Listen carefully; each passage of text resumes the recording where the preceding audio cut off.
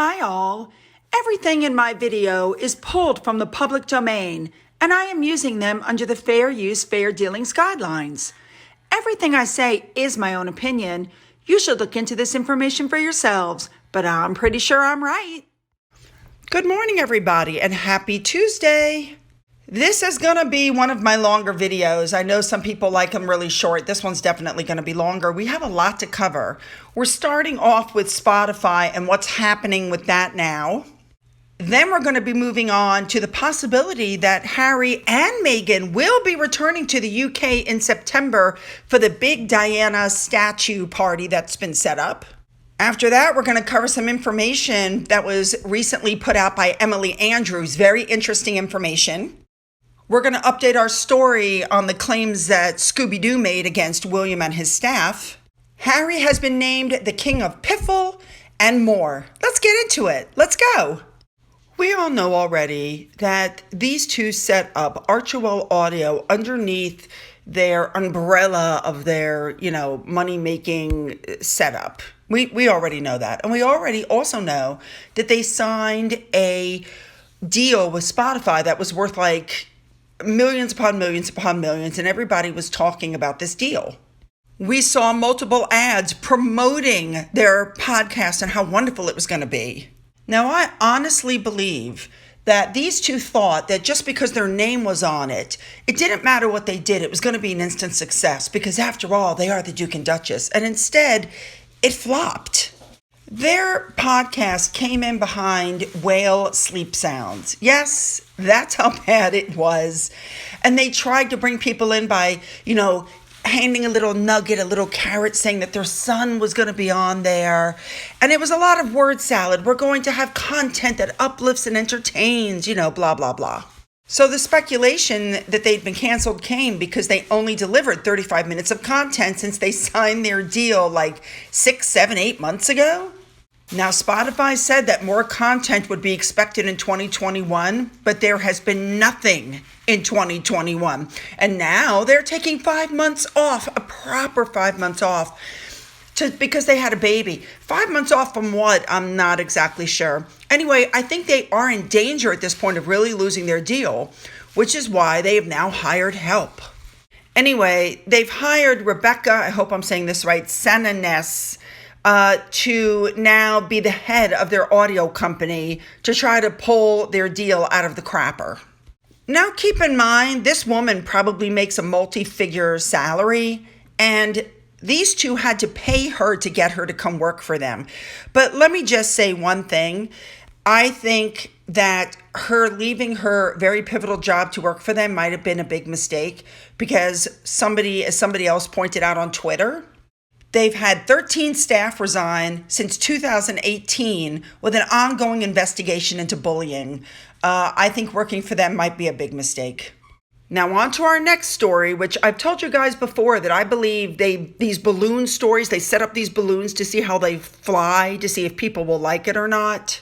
And this particular balloon story is that Harry is going to return to the UK in September for yet another Princess Diana memorial party. Now, I can believe that because anything that has to do with his mom, he's going to insert himself. He needs that. But they're saying that Meghan could join him. Now, the reason I'm saying that this was one of those balloon articles is because it says in the article that it's hoped Meghan can attend, but the date may still be just too early since it'll be just 3 months after their daughter was born. In other words, they're throwing it up there, but they're giving an excuse why she may not come already.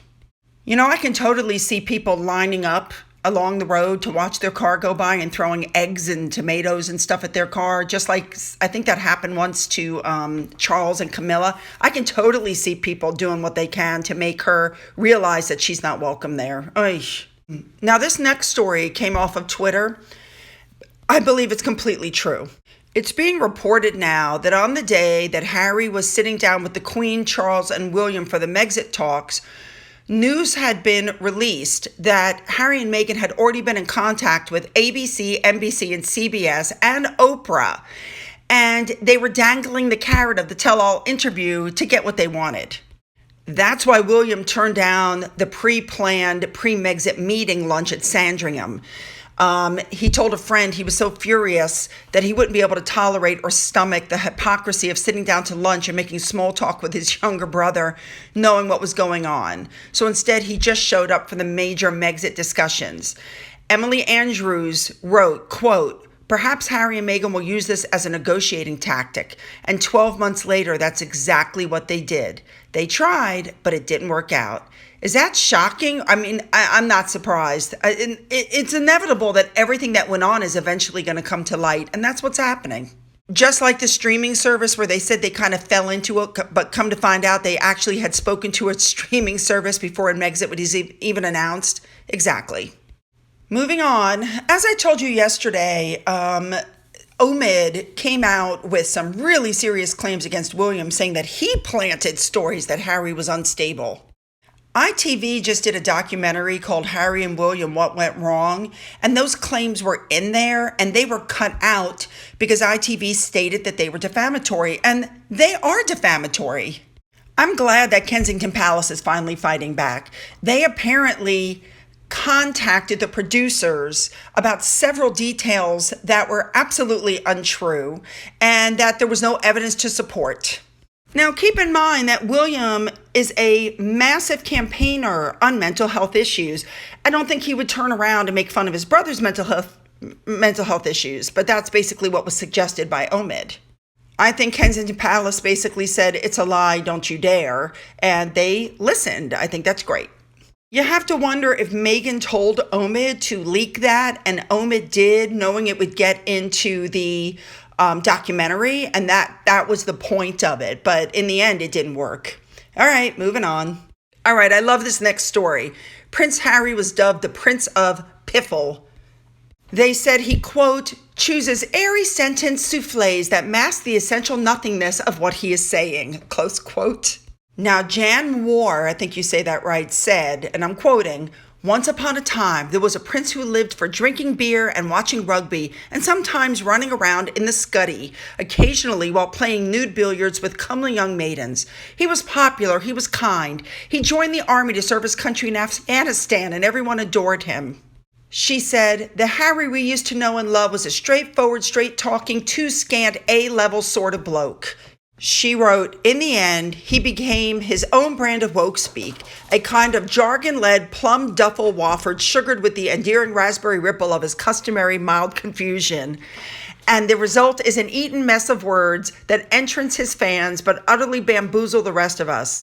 Moving on, the next story that came out was that Harry found himself on the outside as royal family found it impossible to trust him. Gee, you think? Anytime they've said anything to him, he's leaked it to the media or to Gayle King on Good Morning America. I wouldn't trust him either if I were them. Absolutely not. He's proven himself completely untrustworthy. That's all I have to say about that. Moving on. Now, this next story is absolutely true. These two brothers will never be able to reconcile while Harry is married to Meghan. You know, it's very obvious. It's being reported that Meghan is very controlling. We already know that. And his main goal, Harry's main goal, is going to be to keep her happy. But she's a woman who's very difficult to keep happy because she has huge expectations and nothing is ever good enough for her. Now, it's being said that if Harry and Meghan separate, he would be taken back by the family. I believe that's true. They absolutely would. Now, there are royal experts saying that although the couple seems to be in love, things could be very different behind the scenes. They could be having battles because of their damaged backgrounds and because of Harry's estrangement from his family. I mean, the truth is, nobody really knows what goes on behind closed doors, do you? And finally, I want to end this video on a statement that was made on Twitter, which I found very prophetic.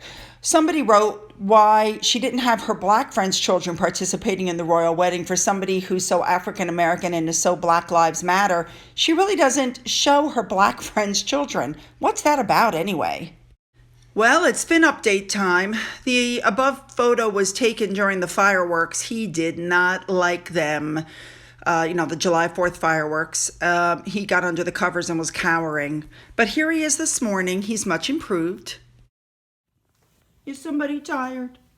Is somebody tired from being up all night from fireworks? Somebody's sleepy boy this morning. Say good morning, Fin. Say good morning. Oh, I'm just too tired. So, ladies and gentlemen, lots that we covered. What do you think about ITV removing scabies remarks out of the documentary? What do you think about Harry and possibly Meghan returning to the UK in September? It would be right about the time for the daughter to have her christening. Maybe they'll try to throw that in while they're there. What do you think about Harry being dubbed the King of Piffle? All right, everybody, don't forget to leave your comments below. Don't forget you can email me. Don't forget you can follow me on Twitter.